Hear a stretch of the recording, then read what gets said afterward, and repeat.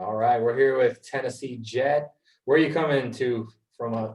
Where are you coming to? Where are you at? Where are you? Are you in Tennessee? Are you in Tennessee?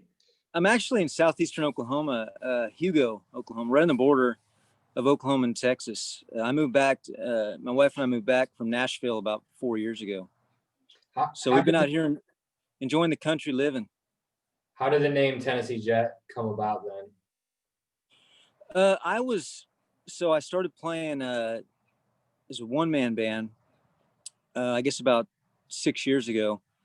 And when I started doing that, I wanted to separate it from what I was doing before, which is like a lot of people playing in different bands and doing a solo acoustic shows. And I didn't want people to come out and request songs that I'd done with other bands, because I just kind of wanted to turn the page on that.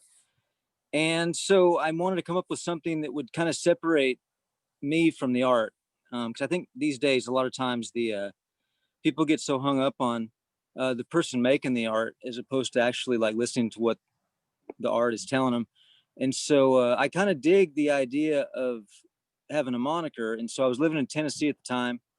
And so took that as the first part. And then there's this movie called Giant, which is an old James Dean and Rock Hudson, Elizabeth Taylor, this old movie, this old Western that takes place in Texas. And so I took the jet from James Dean's character in that, and then put them together as kind of there's a lot of reasons. Tennessee I see as a very kind of old classic sounding country name, and then jet being like moving forward and fast and metal, and so it was all kind of like, it kind of made sense to have a name like that. Plus it's always good that you have a name that you don't have to fight over because there's someone else trying to say it's their name or your name, things like that. There's not any. Yeah, no, I love it. And I think when we first heard your music, I initially thought it was like, this sounds like a band or something. And then it's like, started watching some of your YouTube videos, and you're really one of those guys that kind of can do a lot by himself, which speaks to your like musical abilities. And we were talking about like the name, and like there's like a branding element that you see with these like mainstream artists that like pigeonholes them into this box, and then they gotta like sound a certain way, look a certain way, do all these things a certain way, and they have these corporate people trying to pull them. Do you pay attention from afar of kind of how that world is, like the really corporate mainstream world, like country music and rock or whatever it might be, southern rock, and go like, well, man, it seems like a brutal way to go about the growth of an artist? Yeah, it's tough because the word artist gets thrown around a lot. And so a lot of people, if they just if they put a record out, then people will refer to them as an artist, and that's true oftentimes. But then oftentimes, if they're not picking the songs they want to play or having a hand in the writing of the production, if they're just literally coming in and kind of singing something, and there are people that, not to say that you have to write or produce to be an artist, because I mean, no one would say that Aretha Franklin's not an artist, just an exceptional singer, or Frank Sinatra or something like that. But the bar is extremely high if you were just a singer, at least in my mind, and it's just one guy's opinion. But I tend to gravitate more towards the artists that I see are artists that have a really heavy hand in the creation of what they're doing, the songs they write, how they sound. Their image is curated by them, as opposed to a team that says like, hey, I think if you looked a little bit more like this artist, then you could sell more records over here. And I get that. I understand selling something, and people needing to grab onto things. Sometimes you'll have it's not always a bad thing if people will associate another artist with you, particularly early in a career, because they're just looking for something to describe what that sounds like to them. And ultimately, if you're an artist, that's just kind of a jumping off point. It's like if you were a young band, a bunch of 18-year-old kids, and you happen to sound, like the Beatles, say. Mm-hmm. It's better off than just explaining like, well, there's like, it's a 4-piece, and there's we do rock and roll, but we like old stuff, but we get kind of psychedelic. For the listener, it's kind of the elevator pitch thing. It's like, can you just say one thing? It might not be totally accurate, but at least give me an idea, so I can just kind of go, okay, let me categorize you just a little bit, just so I can explain, because I love what you do, but I got to tell other people kind of what it sounds like. And so categorization is not the worst thing, particularly early on, because people have to have something to to understand something by. A true artist is pretty tough to categorize, but no one wants to hear like, well, hey, what kind of music do you make? And no one wants to hear, a paragraph of different things melded together into this. Ultimately, you just want people to listen to it first. And that's a big reason. Another reason why I think in having a moniker as opposed to my given name was I think people, especially nowadays, and I think it's because the advent of shows like The Voice or American Idol, the story has become so prominent and so paramount to the music, and those types of shows, it's under the guise of like, hey, we're going to discover these great artists, but really they're reality shows like any other reality show. They're just about the person's story. Right. You could be a very marginal singer, songwriter, but if you've got a crazy story, Right. Maybe how you kicked a drug addiction, how you had to overcome some creative adversity. Your mom That's what that died. show's looking for. And it's we've known people that have kind of auditioned through the years, and we've kind of, I don't want to get ourselves in trouble with the shows, but like we know a lot of this, and you know too, any artist, it's a lot of it's bullshit. A lot of it's not even, it's just sensationalized. Oh, you don't have that. Luke Combs, you want to talk about the mainstream, he just explained this, like, you're too boring. You're a college kid with a beard. Don't have a sensational story that we can put in this like dun dun dun dun. Luke Combs was homeless for And it's like 6 hilarious years. to think that that guy now in like the mainstream world of country is having a trajectory like most people haven't ever seen. And it's, a lot of people are happy because like, oh, it sounds 90s. But that show turned him down, saying he wasn't interesting. It's kind of funny. It's kind of like a nice middle finger to that establishment of this is what it's supposed to sound like, or this is the image that we're supposed to kind of put out there. But it's really easy to make up an image too, like as you probably have seen through the years too. It's like, what, name a tragedy, and then they take that tragedy and they put it on in the show, and then people start voting, and it's just this. But what are you voting for? You're rooting for a person and not the art. Like yeah, you're not rooting for the art, like you said. And we've been really outspoken about how much we hate these shows. I mean, obviously they gave us Carrie Underwood and some of these things, so that's, and a good performance, performance. A good artist is a good artist. So I think when somebody struggles and they say, hey, you can try out for The Voice, and they go, oh, okay, like it gets your, and I don't know what your opinion is on that. Like if an artist is grinding it out and then somebody comes along and says, hey, The Voice, they might be interested, it must be hard not to kind of bite a little bit or nibble to kind of see, what would that do? What kind of exposure could I get on TV?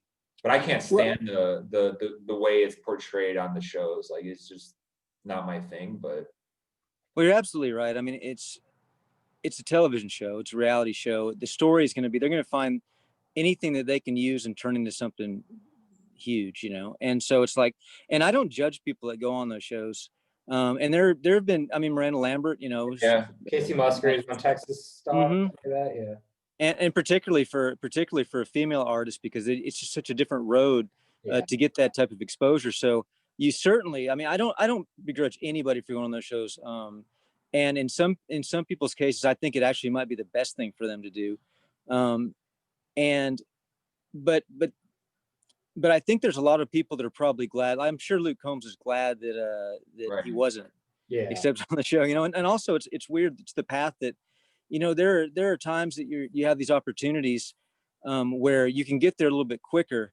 But at least for me, the artists that I've always gravitated towards are the ones that are, relevant until the day they die. Johnny Cash is arguably, I mean, Hurt, even though it was a song he didn't write, he kind of just took that song. And if anyone's ever made a song on their own, Trent Reznor said that. Yeah, he said, that's not our song. Like, that's not mine. Yeah. And so it's just like, for him to do that and have something just as relevant, maybe even more relevant than Folsom Prison Blues, which is such a classic, perfect song of that type. I think, to me, that's the type of career that I've always aspired. Willie Nelson, Chris Christopherson, Billy Joe Shaver, people that are just as relevant in their final days as they were in their quote unquote first peak or their first prime. And there's so many artists it's crazy because especially I love 90s country, and there's so many artists that have it like a greatest hits album worth of huge songs, and there and very few of them are out there playing these days, Oh, you yeah. know. And I think that the difference is, and not to say that like a lot of the artists of that time weren't writing songs, but somewhere along the way, um, there were so many great songs and so many great songwriters. It was almost a zenith of country songwriting in the 90s, if you really just look at it from a pure song standpoint. Yeah. And so it would have been hard to turn down some of those just great songs. The only problem with that is I think that when people stop writing and stop being a part of have a heavy hand in their career, and feeling like, well, someday then I'll go back when I get kind of at a certain point, I'll play the game a little while, then I'll start writing my own songs again. But by that time, you've either gotten lazy because it's just too easy just to cut a Mac McAnally song or Dean Dillon song or something like that. And then and if you've gotten successful, the time may not be where it was before. And so the incentive is just really low. And then even if you do want to do it and do have the time to do it, you've kind of, your credibility's got to be started over again, you know, because you cut a handful of songs that were maybe big hits, but they kind of exposed you as someone that people wouldn't consider a real legitimate great artist, if that makes any sense. Yeah. And so I think the whole path of how people do it is all on them, but I think there's always compromises. Compromises always have a price to pay at some point, and depending on the person, if you're happy making those sacrifices. Like, look, there's a lot of people's music that I don't get anything out of, and just as a lover of like country songs and what they represent and stories and how powerful they can be as any great art form, there are artists that I absolutely detest the music that they put out and don't listen to it. But Name them. well, I mean, I can name them, but the thing is, it's not even it's not even naming them. It's just kind of a like, hey, let's all rip on Sam Hunt or something like that. I literally thought you were gonna say that name, and I was just like telepathically like, are you gonna like, well, but I mean, it's not even really. Sam Hunt may be like, if you met the guy, he might be a great guy to drink a beer with, and he might, the music that he's making, you could argue in certain ways that like he's pushing an envelope. It's just not the way that I would want that envelope to be pushed for what I like. And so that's why I think you got to be careful. I mean, I can name, you know, probably a third of the people that get a lot of plays on mainstream country radio these days. But it has nothing to do with the person themselves. It's just the path, and it might not even be their choice in terms of songs recording. It's just because what I grew up on and what I love is not represented in that. And so I think it makes it harder for people that are on that path to actually be heard. I think I read somewhere that 80% of the songs, or the top 10 slots on the country charts, is where like 80% of the radio play goes to. Yeah. So everyone after that slot, and even if it's half that, is still just awful. So, yeah. And when that slot is taking up all the spots, then people that are listening to country radio assume like, well, this is what everyone's into. This is kind of the thing, and it just makes it hard for people that I think deserve bigger audiences to be heard. Yeah. And so, but so it's not really an attack on any of these as a person, because, I mean, I'm sure Sam Hunt's living a great life. I'm sure he loves his life, and I'm sure he's like, you know, doing what he wants to do, you know. And so it's just, the problem is we have like I was gonna say, like, we have met Sam a couple times, and he's always seemed like a very gracious and kind of humble guy for as much of a superstar as he is. But I've always, and I could be completely wrong. I mean, I agree with what he's like, about to say. Yeah, like we've always sensed that he like doesn't want to be making that music. Like he brought up about that thing about listening to Sturgill. He said like he went on like a radio show like 2 years ago. He's like, they're like, what do you listen to? He's like, Tyler Childers, Sturgill Simpson. Like, so people started thinking, oh, maybe he's gonna actually release like country music. He's like getting into this headspace of like, this is actually what I like. And there's one song on the new album called 2016 that's like a hardcore country song.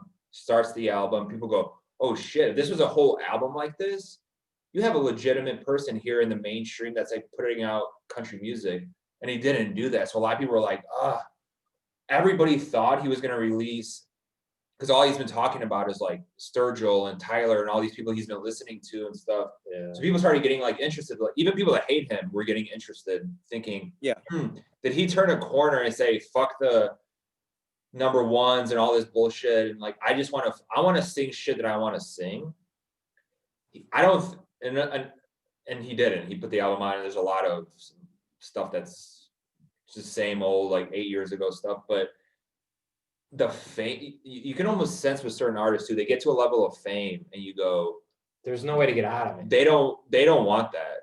They don't like that. And he's another one of those guys that, I mean, the stuff he says, and he disappeared for years and just lived with his wife in Ecuador and like, or yeah, something like that. They were just helping people like off the grid. And when you see that for a prolonged period of time, you go, man, this industry makes people go, whoa, I didn't want this. I wanted to be an artist of whatever sorts, but I didn't want all that comes with it. And I think sometimes you see that it's kind of refreshing, whether you like the music or hate it, whoever it might be. He was one of those guys, because you brought him up, where it's like, you just see it. You go, I don't think he loves fame. I don't think he loves this idea of like, but there's plenty we can name right now in the mainstream that you go, the Florida Georgia Line, like, this is like chasing money and radio fame and all this stuff. And it's just kind of like, really? Like, don't you want to have a lasting impact?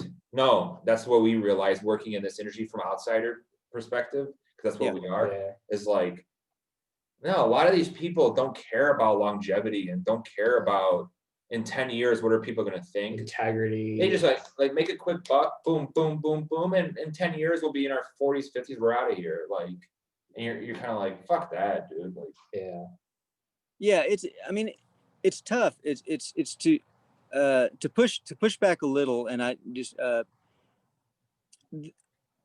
they're probably, I'm just assuming that anyone that's reached that level of success, commercial success, I'm sure that they see people when they look out amongst the droves of people, and they feel like they're making this pretty strong connection, and they probably are. And those people, for some reason or another, that it is connecting with them. And maybe it's connecting with them because it's just about let's just party and forget about the shitty week we had.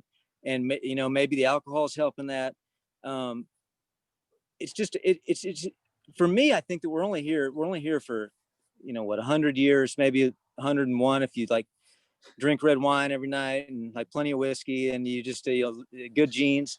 And so for me, I just feel like if it was all about just kind of I want to make a lot of money, I would have went into tech or something, or finance. You know, I wouldn't have been great at like developer. You know, like I'm like, why wasn't I a developer back in the day in college?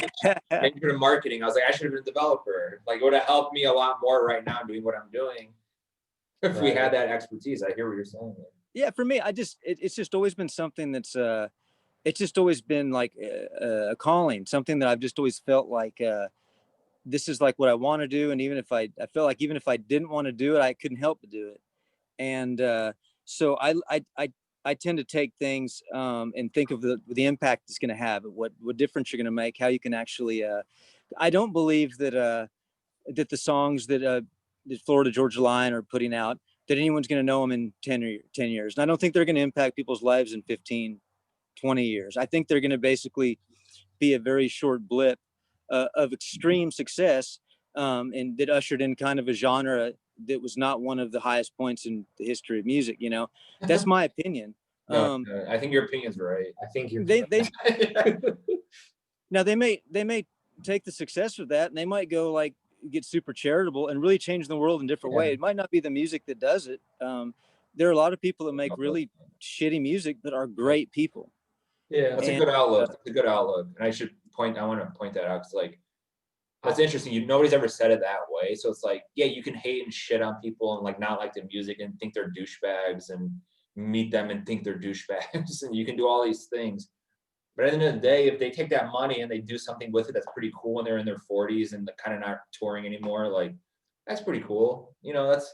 Well, and I would even go as far to say that Tyler Hubbard and his wife do spend a lot of time in Africa doing charity work and stuff. So like, good on them in that regard, like, admirable.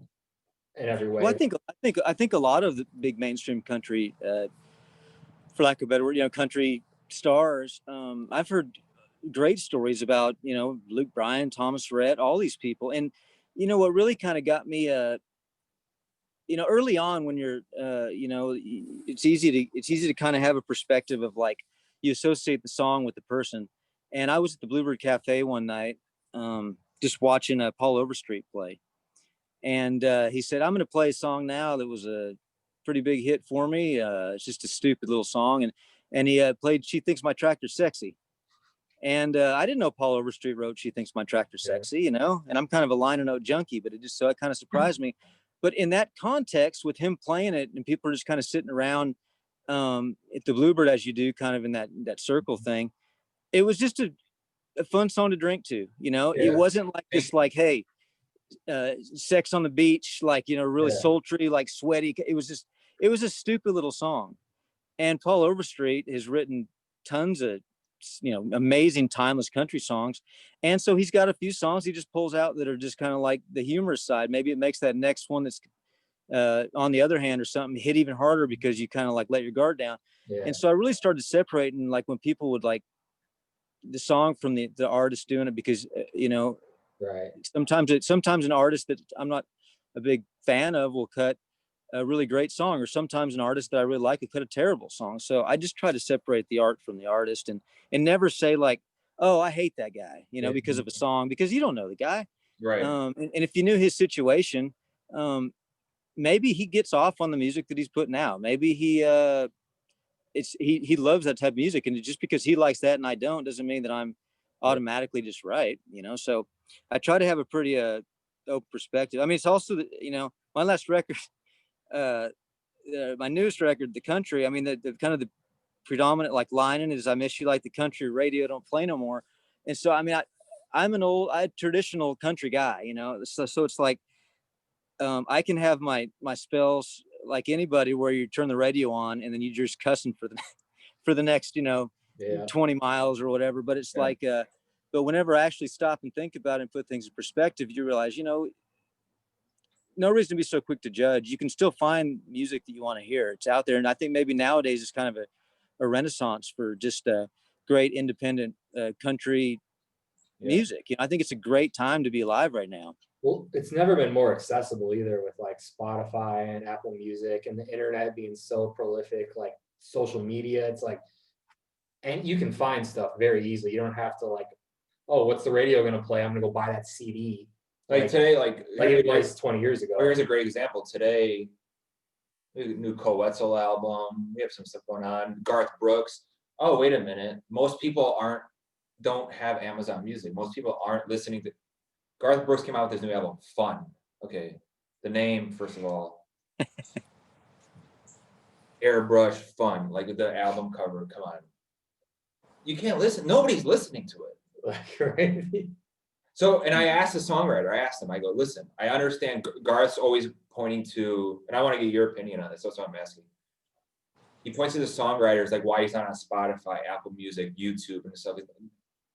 Isn't it better? They're going to make money, something, if they're on these platforms versus if they're not. These writers, they're going to make something. It might not be what they should be making, but it's something versus nothing.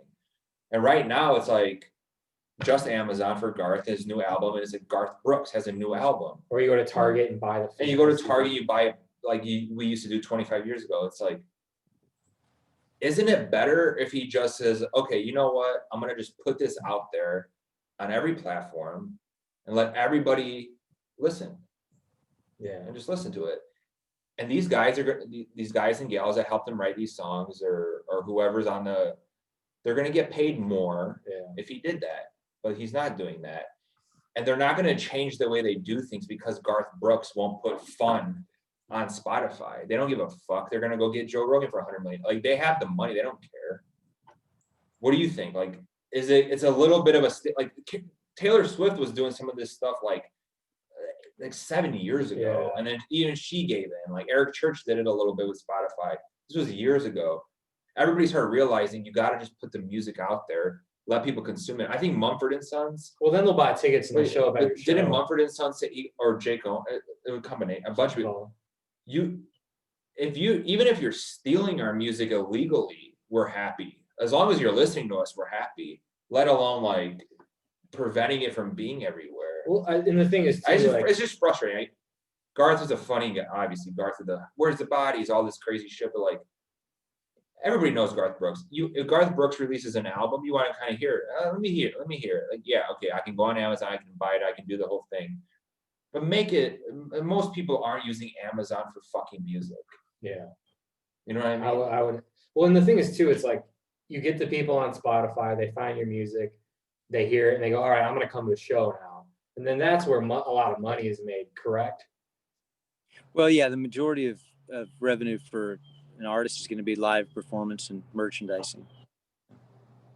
Music has become, at least in the current era, until really something is figured out in order to like pay people in more of a fair way in terms of streaming. Music is kind of a promotional expense right now, unfortunately, because, well, you know, the numbers are just they're not there for streams. They're getting better, but even as songwriters in Nashville, I don't understand why there's so many writers on these songs. You hear, especially when you hear them, and sometimes you'll hear a song and go like, God, this song is like awful. And you'll look and it's like there's 6 like writers on the song, and 2 of them will be like, you know, songwriters of the year type. Like, oh yeah. So what the fuck? There's it's strange because there's less money in it than there's ever been. And so why would you want to go in and say, even on a 3-way right, and say most of the people that are on these songs, they don't have their own publishing. And so like for like your viewers, you know, your listeners, it's like, so a song you're paid by your there's a publishing portion and a songwriter's portion, and you can keep all of it. Thank you, because a lot of times people are kind of a little bit confused, and it gets confusing. So this is, yeah, definitely explain it a little bit if you don't mind. Yeah. So every song, there's a certain amount of money that's going to be divvied up whenever the song is either played on the radio or sold, you know, streamed on a video. All the different revenue streams. There's got to be a way to divide them up. And so the way they do that is if you're the only songwriter on a song, there's a publishing portion and there's a songwriter portion, and they're 2 different royalty streams.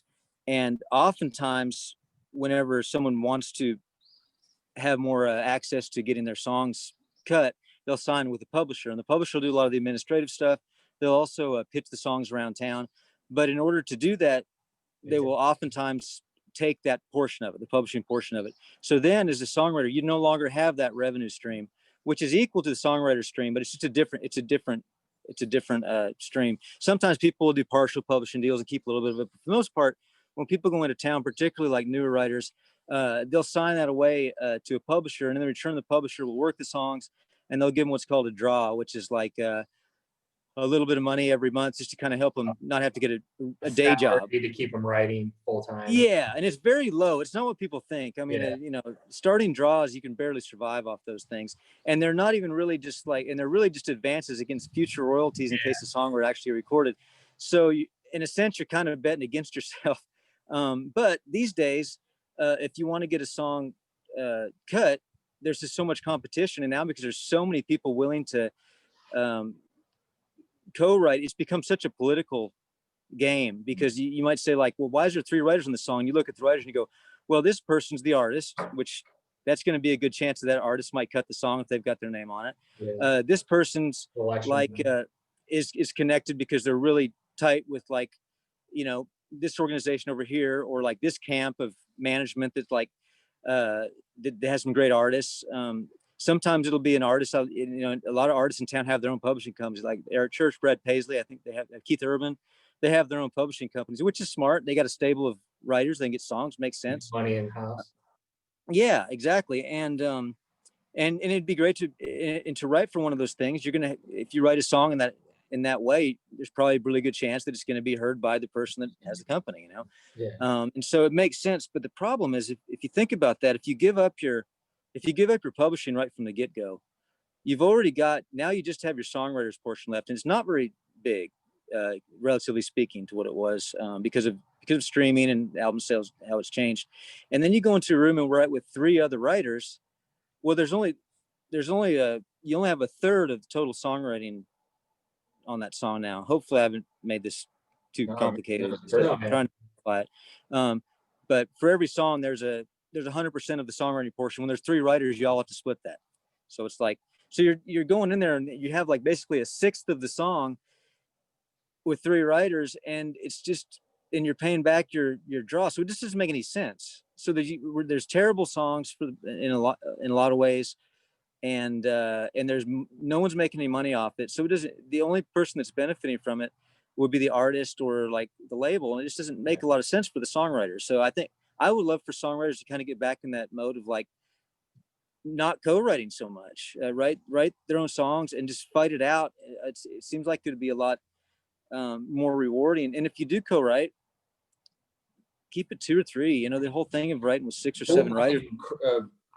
Cruise, like, yeah. Well, there's also, I would say, instances where like maybe they like sample from something, and then all of a sudden 8, 9, 12 guys get on one like they get there in the songwriting credits. But even Cruise, which started the Bro Country thing, yeah, like 7, 8 writers, 7, 8 guys, and it's like what somebody just walked in and said, hey, Windows instead of something, and boom, I'm on the credits. Like, how did 8 people write? How can 8 people? And this happens a lot in the pop world, obviously. Yeah, the pop world. Well, and then that makes sense with these shitty country songs where it's like, yeah, but like, how does 8 people write one song? I don't understand it. Like, I think you hit it right in the head with it. You know, it's like that. You know, speaking of Sam Hunt again, that he just had a recent like song with big hit, 12 writers on it, and it was I think 3 of them was Jinx ripped like, it apart, which was amazing. I love that. like There Stands the Glass. It was like there's 3 writers on that, and then just like, and I got to be honest, I don't listen to a lot of like, I only listen to like mainstream country radio if I'm just like driving and I just kind of want to turn on and see if a friend's had a song cut. Every now and then, I just kind of turn it on wanting to hear something that's like, oh great, that one snuck through there, you know. Mm-hmm. So I only really hear about these like big kind of hit things when they become kind of news, you know.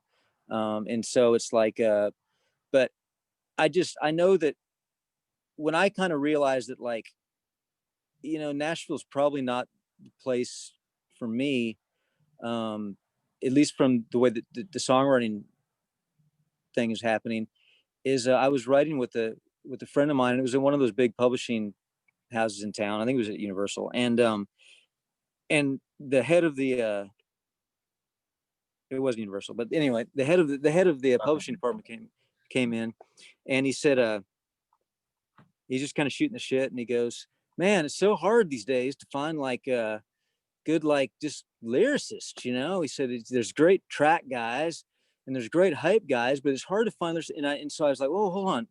Well, explain what that is. A hype and a track guy to people listening. I said, I've heard what a track guy is because there's a computer sitting right next to us that's literally got like a whole playlist worth of not free, but just of beats, right? Yeah. and if you like melodies and yeah, they're not even melodies. They're just literally just like really like white boy beats. You know, they're not great like beats. And it's just like anybody that wants to use those, you can like grab it, but then you've got to have like, you know, the information's there, and then you credit the writer on it. They're not even in the fucking room, you know? Yeah, and so it's just like, and so it's like, so I was just like, okay, well I'd heard of that kind of thing, you know. I'm pretty like, you know, I'm more just like sit with the guy in a room and like, we'll either like start creating something or it's not my thing. I've never, you know, written someone else's, you know, a track guy. Hey, if that's what you do, that's how you make your living, more power to you. I would like to submit some songs to be a track guy because it take me about. I mean, you got some stuff that could probably like, it's cool. Like you got cool. You can make shit sound cool. Like that's it. That you're a track guy. That's a job. You know, people listening are probably just like, wait, I don't. Yeah, this is the machine that is country music these days. Literally. Well, the thing is funny. The second thing he said, you know, he said there's a lot of good track guys, a lot of good hype guys. There's not a lot of good lyrics. And before he could get lyricists, I said, hold on, what did you say hype guy? And I had no idea. This first time I heard that as a term. And he goes, yeah, you know, the guy that's in the room, he's like keeping the energy up. He's like really kind of keeping everybody positive. No Like, way. you know, I didn't think getting that's that where you're song. going with this shit. And I didn't know if he was fucking with me. I don't know at if you're first. fucking with us now. No. But he was dead serious. And when he left the room, the guy I was writing with, you know, who had a better relationship with the guy because he was writing for that company. I said, have you ever heard of that thing, a hype guy? And he's like, yeah, I don't, it's just one of those things, you know, there's these people do that. I think it's stupid, but what do you know? And you just walk in the room like coked up and he's like, all right, guys, let's write a song. I don't have anything to man, participate with, but like... Well, you gave me a perfect segue with that because I was, you know, I'm a liner note junkie with all these who I like to know who wrote all these songs, you know, and Dean Dillon, who wrote a lot of those George Strait songs, and Vern Goss, just so many great songs. And so I'm always a big fan of those guys. And so it's kind of cool moving to Nashville because you could meet these people or run into people that have a lot of stories. And I became pretty good friends with a guy named Kim Williams, who wrote like Three Wooden Crosses, a lot of Garth Brooks songs, you know, New Way to Fly and stuff like that. And so we would sit and like just kind of drink moonshine, and I would just pick his brain of all these crazy stories. And he would tell me all these stories about Dean Dillon, who's like just a dear friend to him back when, you know, Kim's passed on now, but and I said, hey, there's a guy on a lot of these songs that is he a pretty good writer? You know, just tell me a little about him. I was just trying to pick brains. I love hearing about these old songwriters. And he was like, hell no, he couldn't write his wet paper bag. He just brought the cocaine. And he was serious. And I got to thinking, I was like, son of a bitch, there's always been hype guys. They've always existed. And it's just the way that it's always been. It's just part of the. I cannot imagine being in a room trying to be creative and somebody I just had my first newborn baby recently, and when I work from home, I can't even get an article done or a blog or a post or an Instagram thing, and the baby screaming, let alone a guy walks in, all right, here's how we're gonna do this. like everybody, and like, oh my God, I'd just be like, get the fuck out of here. Like, I need silence, I need weed and silence. And literally, like, I need Tibetan monk music. Like, this is what I do literally at night. In the bowl, you know? I'm like, okay, then your brain starts to open up a little bit. I mean, you kind of take it to another place. But somebody in the room hyping me up. I mean, what have you done? It's like a motivational speaker. And then you got to split the check with that guy. Is that correct? He's getting paid for that song? Yeah, it's the Nashville. Oh my God. It's the Nashville way. You know, they call it the in the room credit. Oh yeah. And this is Cruise. This is Florida Georgia Line. 25 guys got a career off this fucking song. A lot of people. It's just that kind of thing. Yeah. I went and wrote. Pissed off that shit. Well, I'll give you credit. I've never been more annoyed with an aspect of the business until now. Knowing that there's a fucking guy that comes in the room. I like a hype guy on stage with Nelly back in the day. Right. Yeah, like I get that. Like that makes sense. I like that. Mm-hmm. When we were in high school, like we listened to like country grammar and shit. Yeah, right. Yeah, you watch some hip hop. You got a hype guy. I get it. Yeah. That makes sense. Yeah. This makes no sense. Yeah, you start to be really, really selective with the people that you write with. I mean, co-writing in and of itself is not a really natural way to. It doesn't sound glamorous at all. Like people great art, but well, how does it work? I mean, go ahead. Sorry. How many of your favorite novels were co-written? You know, right? It's just kind of and not to say that it can't happen. Sometimes there are just perfect marriages. You know, Lennon McCartney. You know, Bernie Taupin and Elton John. You know, I mean, Dean Dillon, Hank Cochran wrote some amazing songs. It happens, and that can be a thing. And sometimes, yeah. What's that? You and Cody Jinks. Yeah, well, it's a good example to bring up because I'm not someone that really likes co-writing very much. For the reasons that we've been talking about. Sometimes you find people though that like it makes it really easy to finish a song, and you end up being really proud of the songs that you've written. And so like I write a lot with Jinx, and I write with I don't know if you guys, Alex Williams, we're writing later on today, as a matter of fact. But there's very few people that I really write with, and because you've got to find people that you're not holding their hand the whole time. You've got to find people that have enough about their life where you can. Sometimes if you're writing for someone else, it's a lot easier to do that, because then you have a specific target, and it keeps you from just kind of painting all over the walls and everything. You just go, here's the canvas, stay on this. This is what we're going for. Especially if it's like I'm looking for an up-tempo song, something that reminds me of an old Lefty Frizzell thing or something. You go, good, give me parameters. Let's hammer this out. And it can be about the craft sometimes. Sometimes you just need someone in there to be the craftsman, to kind of help keep the train on the tracks. And but for the most part, I think on my last record, I think the song I wrote with Jinx is the only co-write on it. Yeah, and all the other songs are just in most of my songs I'm the only writer on. But the Raven and the Dove, the song that Jinx and I wrote, was really writing it to be on his record. Or it ended up being on one of his 2 records. But it's very specific to him. But when it was done, I was like, God, I feel like this song is like my life as well. So then sometimes you write a song that ends up feeling like it pertains to both the writers, and sometimes it's more so just one of the writers. Yeah. But with Jinx, it seems like a lot of these songs happen a lot. There's songs that I end up playing as well as him, and I think if you have it's funny. We were talking about songwriting one time, and I said, it's interesting because I think we write.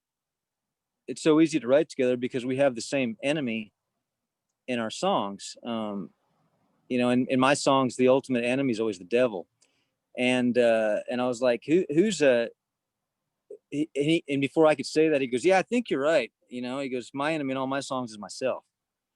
And so I wasn't right about the reason, but I did find it was interesting that I'm writing in opposition to the devil, and Jinx is writing in opposition to himself.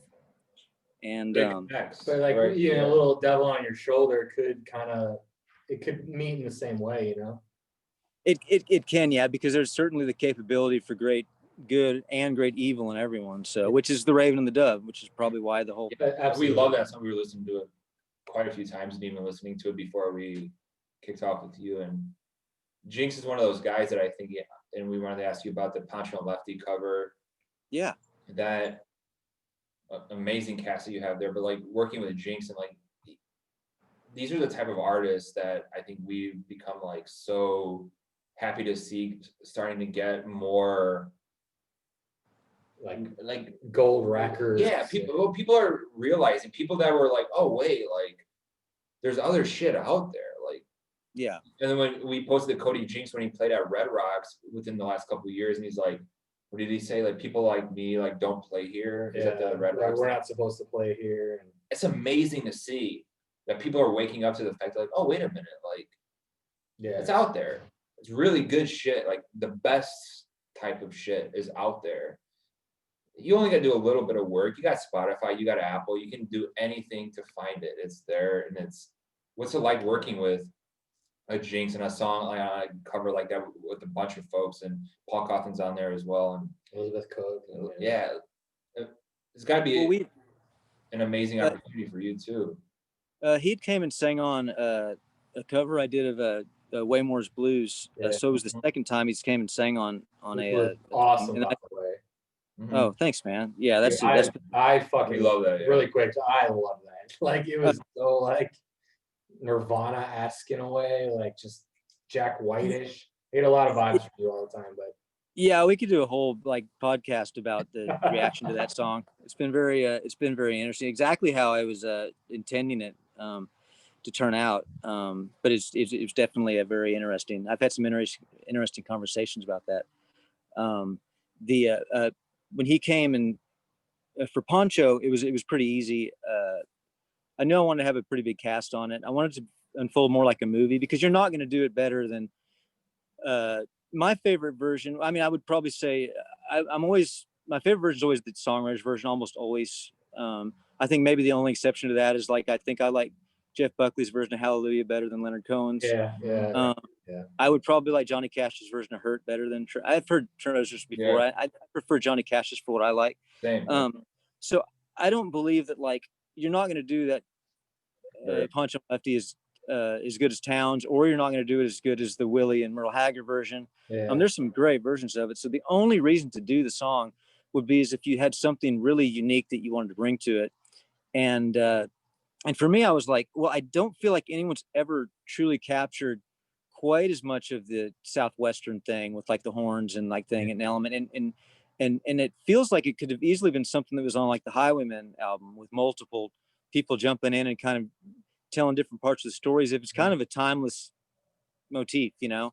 And so, and I've just always loved that song. It's my dad's favorite song. And about 1 out of every 2 people I meet tell me that Poncho and Lefty's their favorite song. So it's just like, there's something good about that. It's a very unscientific survey, but yeah, I mean, or scientific surveys don't really exist anymore anyway. So, yeah. so when Jenks was in the studio, it was interesting because he goes, you know, this is my favorite song. And I was like, well, there's something about this song, the timelessness of it and the story of it. And then it just became just having every section be something new. Mickey Raphael didn't play on Willie's version. You know, Mickey's Willie's harmonica player since like the beginning of time. And so I wanted him to play on it. And then I met him.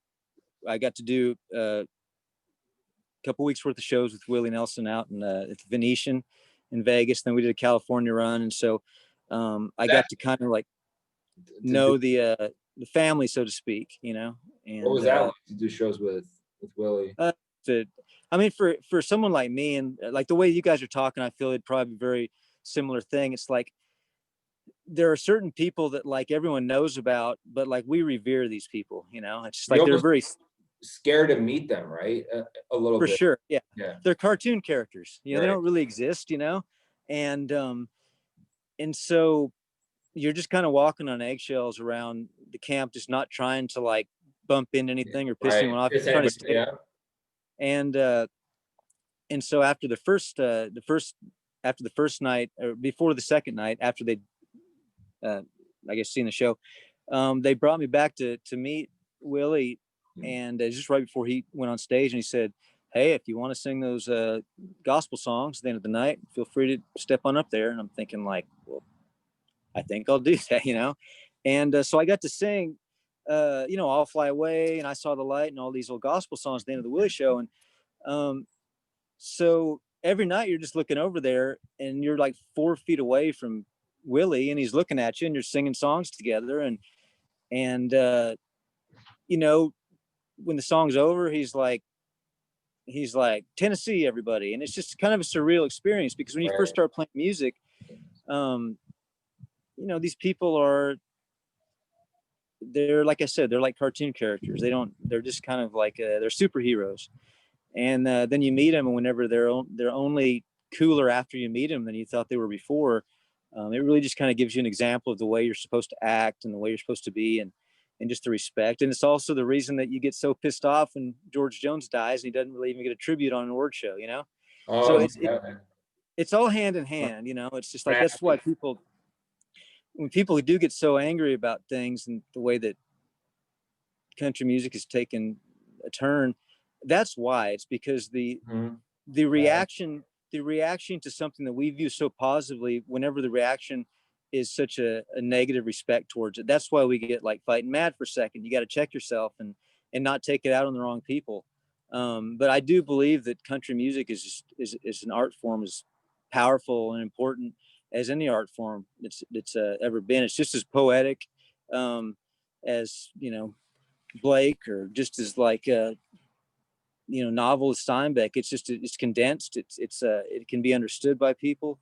And I just it was important to me on this record to make a record that kind of like explored and embraced the things that I love about country music. And if I was going to push the envelope, still keep a foot in the things about country that I love, which, like Johnny, for example, is it's musically is not a country song, you know. I mean, it's more akin to Yeah. like a Nirvana, the Pixies or something. Right. But Yeah. the story is about, you know, Johnny Horton. So it's like 50s honky tonker, and how much, you know, because a lot of the like a lot of like when I've talked to like people that were like would run with some of these people back in the, you know, 70s, they would say, man, the country guys were just as crazy as any of them, if not crazier, some of the stuff they were doing.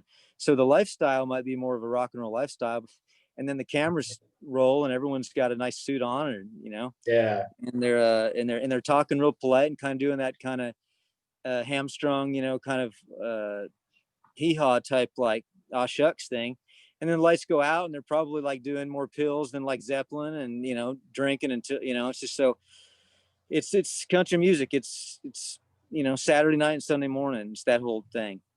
Well, and that's still like a pretty common like subject matter in like songwriting these days, like Saturday night, Sunday morning. But like, I feel like it was way more, and I guess I wasn't alive then, but like, I feel like it was way more in the public eye back then, where it was like, you knew these guys were partying, where like nowadays it's like, you got to stay away from all of that. You have to be squeaky clean. And even a guy like Morgan Wallen, who's like becoming one of the biggest guys in the mainstream, is like, he's been all over the news the last year. And like, and it's kind of like, I feel like back in the day, it was more like, yeah, fuck it, I don't care. Like, this is what I'm doing. Like, you know, Christopherson and Bobby Bear and these guys like that are kind of, they didn't give a fuck. Like, Yeah, it's certainly possible. I think that things are more reported on, but they're more quickly forgotten. yeah, I think that like, because everyone's got a phone, and yeah, every show, I mean, I guarantee you, like, I mean, imagine a cell phone at like an early George Jones show or something. yeah, right. Something of the stuff that people have done, and you just read like these biographies of people, and it's just like, I'm sure they're super thankful that there were not cell phones at every show to like video these things. But the thing is, there's cell phones now, but because people maybe realize that like people are so imperfect, it's like the next day people forget about it. There's just Yeah, something else going on. And is Morgan, well, that's the Saturday Night Live thing, right? The Morgan. yeah. Give it like 2 months and no one will even fucking remember. I mean, Yeah. if they haven't already forgotten. And the diehard fans will just support him as a human being that made a mistake. And the people that weren't fans weren't going to be fans anyway. It's a weird kind of time that we live in, because everything is just exposed and then forgotten. And so there's very few things that people won't either forgive you for or just not give enough shit about to care. Now, you don't want to find those things that are the things that last forever. And certainly people get canceled and all that stuff. But a lot of the things, unless they're pretty significant, unless you're like Jeffrey Epstein or something, people are probably going to just forget about those things. And there's probably a lot of people doing their damnedest to make us forget about Jeffrey Epstein, you know? So it's just like, we're living in such an environment that maybe in our history is more of a time of now, and like everything is just right now. So we're living more closer to the present than we've ever lived, because things are just so quickly forgotten, and mistakes are made and forgotten. And you can make a pretty strong argument to just not give a shit at all what people think. But it's a different deal when you've got certain allegiances to corporations and things. If you want to be a commercially successful artist, yeah, you can be canceled. You say the wrong thing, you can certainly be canceled. So you got to be careful of like what you say, if you're going to say things that are like cancelable, which is getting more and more every day, you know. And so, which is always strange to me, because the things that people have gotten canceled for these days, there's been some bad things, but and you think about like acts like the Rolling Stones or like the Beatles, you know, where I'm just picturing like these early rock shows where the fans are just going absolutely batshit crazy, right? They're losing their shit. You look at those videos, a lot of them it'll be like females around like between ages like 15 and, I mean, very young. And so this whole notion of just like, you know, these artists back in those days, whenever they're appealing to basically like young girls, not women. you know, in a lot of ways. I say that to say that in the history of rock and roll, the whole thing of the sex, drugs, and rock and roll That's my lifestyle. dad's favorite expression, by the way. What's that? That's my dad's favorite expression. He goes, sex, drugs, and rock and roll back in the 70s and 60s. Yeah, well, He was a Zeppelin guy, big Zeppelin guy. Yeah, right. Well, and that's a good example. A lot of those bands at those times, how many of them would have been just blatantly canceled in today's? All of them. Yeah, and I'm not saying, and I'm not. Were you guys talking about Confederate Railroad when I went to the bathroom? We were talking about like how back in the day the outlaw movement was a little more like, hey, this is what we're doing, and kind of it was more in the open. And then I brought up like, well, Morgan Wallen's like had a hell of a year where he's like everything he does seems to get like scrutiny and microscoped, and it's kind of, but like you got to brush it under the rug is like, you know, sorry. And then so we started talking about cancel culture. I'm sorry to cut you off there with the Zeppelin comment. Oh, no problem. Yeah, I just find it interesting that some people are legitimately getting canceled from public life, deservedly so, obviously. Yeah. Some people are. Harvey Weinstein is a good guy to cancel. Yeah. Exactly. Harvey we can all agree on Harvey Weinstein is a piece. Exactly. There are some people that are kind of in the undertow of that, that may have been like impolite, and I'm not even talking like you know, Ryan Adams, for example,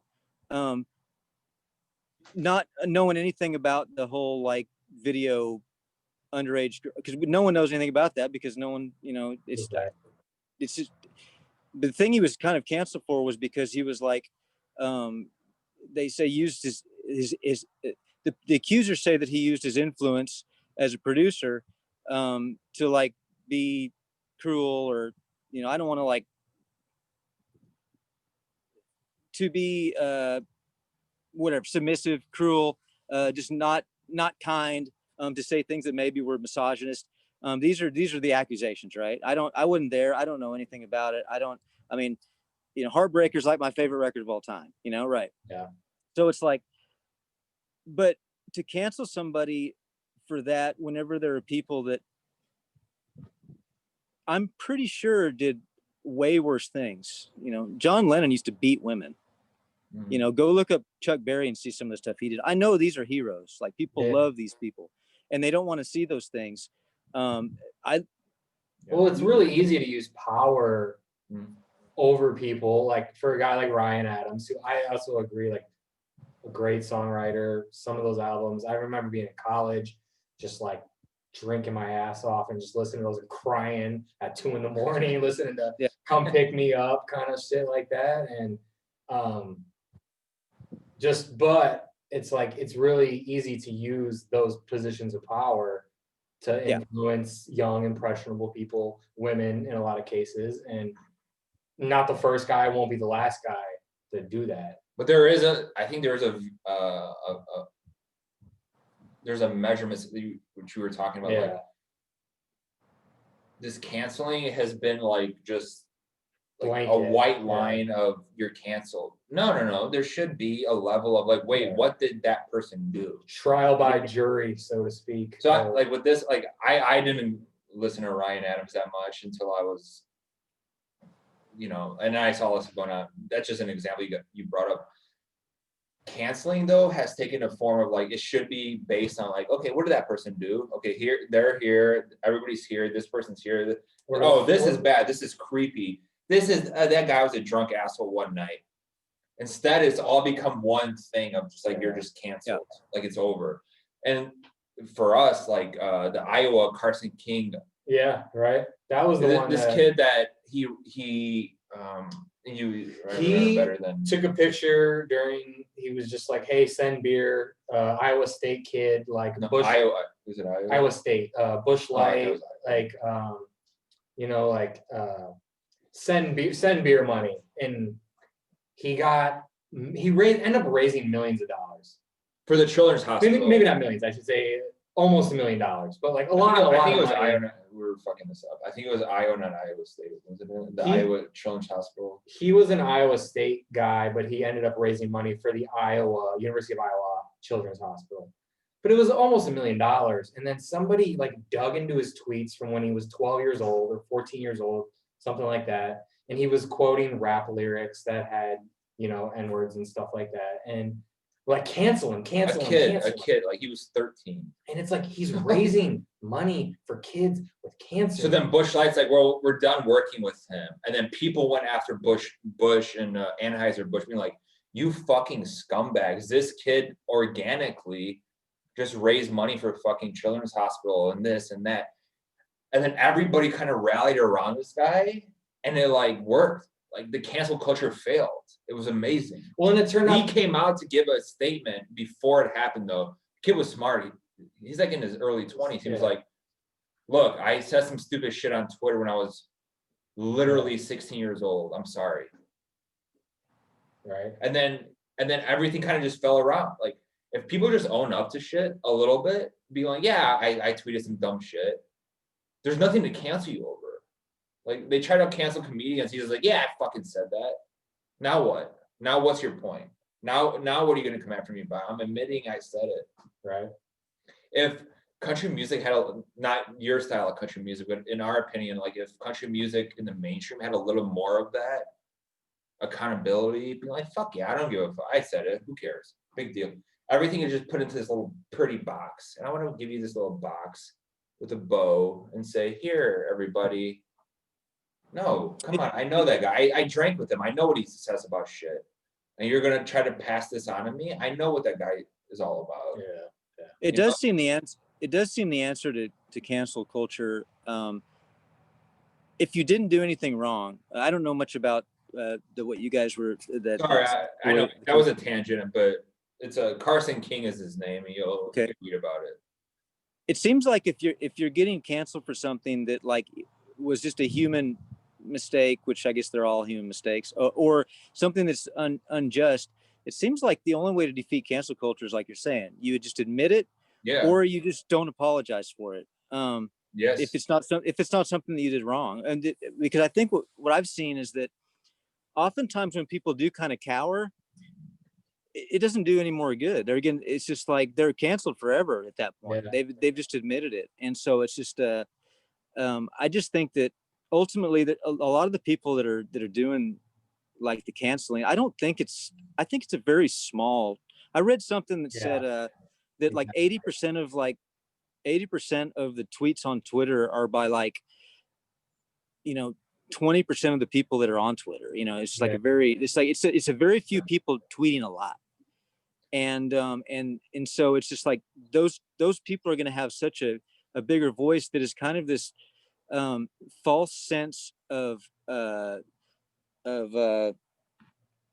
consensus. It's not really the way everyone thinks about things, but we have this false sense of consensus. The loud minority. Well, there's a great quote I saw on a YouTube video about some of this stuff, and it stuck with me. It was, empty cans make the most noise. Yeah. It's so true. Like I just read that and I was like, man, this just like is a great way to look at like a lot of what's going on with social media. So empty cans make most of the people talking actually have nothing going for them. Nothing. Yeah. They just talk. I mean, it just seems like what is the purpose of Twitter? I mean, has anyone ever really figured that out? It's like most everything when there's everything that implies community, people commune for specific reasons. It's like if it's church, they're going there to worship God. If it's a school board meeting, they're going to commune to talk about how they can improve the school, or whatever the current situation is. And if it's like a debate, people are going to go there to hear ideas and get what they think. There's no purpose for Twitter, really. People just go there. They wake up. They just go to a place. They don't know why they're there. Yeah. And so what that does is it breeds people. They're not working because they have nothing to do with their fucking. They don't have nothing to do. They're like, you're getting me riled up. It's like, well, hey, I'm here, everybody. I don't know why I'm here, but I'm just waiting to be pissed off, and I'm waiting to like, quote unquote, get like a sick burn, for somebody. Yeah. But is this something that like really is like, there's no purpose to it, and people think that because they're there and they can, it's like, oh, well, I guess I'm obligated to give an opinion. It's like, no, you're really not. There's no reason for this, And so I think that that's the problem with a lot of the I mean, now for me, I have like one purpose. I will tweet that like, hey, I'm on a podcast, Yeah. so check it out. I've got a new You song sound- out, whatever it yeah. is. So there's actually a purpose, but to just go on there, just say, hey, I wonder what people want. I wonder how, I'm sure people want to know what I think about this certain like, situation in the world. It's just like, no, No. probably not. And it's just Oh like, man, hey, we're so with you on this Yeah. shit. Like it's amazing to hear you talk. well, I think it's just, I think it's a, people use it. I just, what I hate is I don't really think I can sit at a table with people that have like totally different political views than I do. Now I don't really make my political views very known. I'm kind of that whole like, I'm the none of your damn business party kind of guy. It's just like We're the same. Yeah. like, hey, We're- you be cool to me, I'll be cool to you, and like and so, but I can sit and actually enjoy sitting at people's tables whenever I know that it's someone that like I have an affection for, and there's a mutual affection and respect. And so he can tell me from his point of view why he believes the way that he does, and I can, or she does, and I can say the same thing. And you start learning that like we're really just not that different. People, depending on their life perspectives, are going to have different takes on things. Yeah. And the things that are get argued about and that people like die or like make signs and march down streets for, is oftentimes just a skewed perspective of what people think other people think. It's just such a I just think we're all just so. I think it's probably literally like a 2% on each side of the Yeah. spectrum Like, we're that all creates all this. support here, but this is what we talk about. What I Yeah. mean? And so, as an artist, I'm always trying to. I don't write political songs. I kind of feel like a great song should just transcend politics. Yeah. It should appeal to I agree. everyone, I agree. no matter what side of the spectrum people are on. They should go like, oh, I like that song because like I'm an empathetic human that feels this way about this Well- situation. And I've been there. So like, you don't have to be, whether you're like conservative, liberal, anything. It's just like, I think the you either- best song too transcends that in a way that's like you can take it in a couple different ways. Yeah. Sometimes it's like, oh, like the Eric Stick That in Your Country song. A lot of people, the Eric Church song recently got upset thinking that he's posting some political Stick That in Your Country song about Detroit being run down and Baltimore being run down and all these things. It's like he kind of plays both sides in that song. So you can express yourself without taking a side in a sense of like, no, I'm a left wing, I'm a right wing, I'm a this, I'm a that. Like, no, you can just be a person. Yeah. And have a Well, good fucking view on things from here. And in the same song, you can also express both opinions, and Yeah. then let the listener see what they grab onto from each thing. I don't think an artist's role is to give any answers. It's just supposed to ask questions. Like, what do you think about this Right. perspective? What do you think Right. about this perspective? I think I mean, there's obviously going to be Yeah.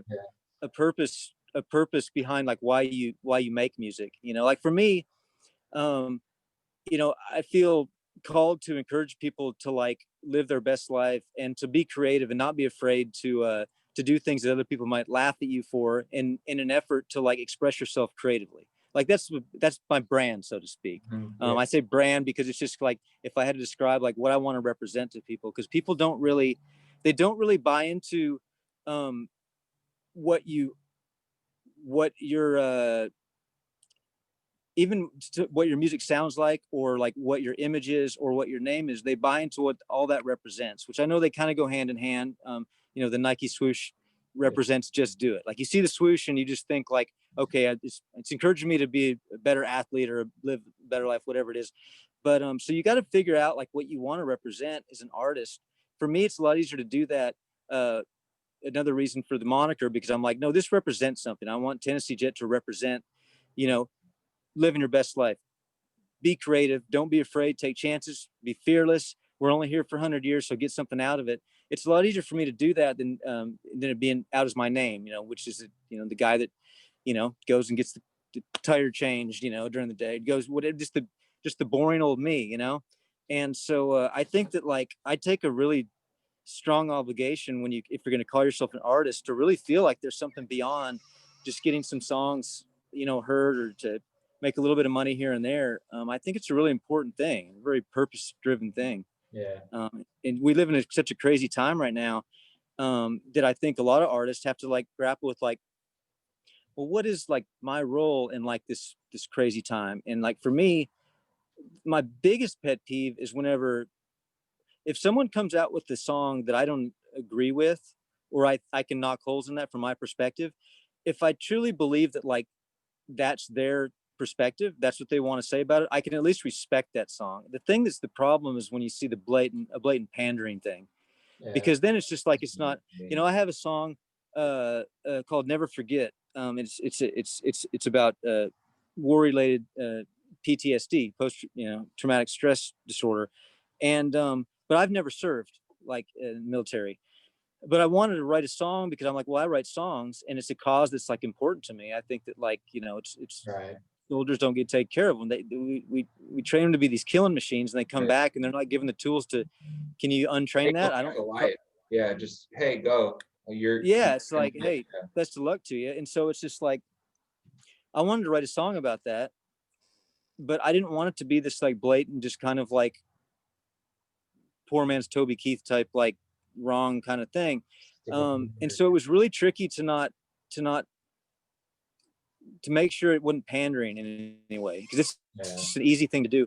So I read testimonial after testimonial of all these soldiers and like what they experienced when they come back, and basically just like took those lines and just and made them rhyme and made them into put them all the different stories into one character and just kind of do what I do to write the song. So then I would be freed from like, oh well, no one's going to say you're like pandering on this song, because it's like this is literally what these soldiers would say.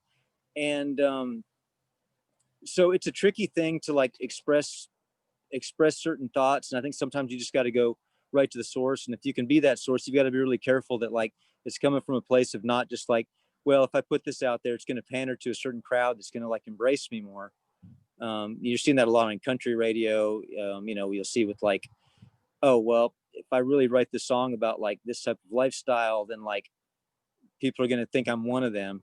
And a lot of times I think they are, honestly. I don't think you're seeing a lot of like people moving in that have never lived in the country writing these songs. I think they're writing their worst selves, I think a lot of times is the problem. Yeah. And so it's a complicated situation, but it's well worth it. It's well worth taking the chances to do things. Yeah, absolutely. Man, thank you so much. It's been so much fun hanging out with you. I feel like man, for the next like 6 hours. We should do another one of these.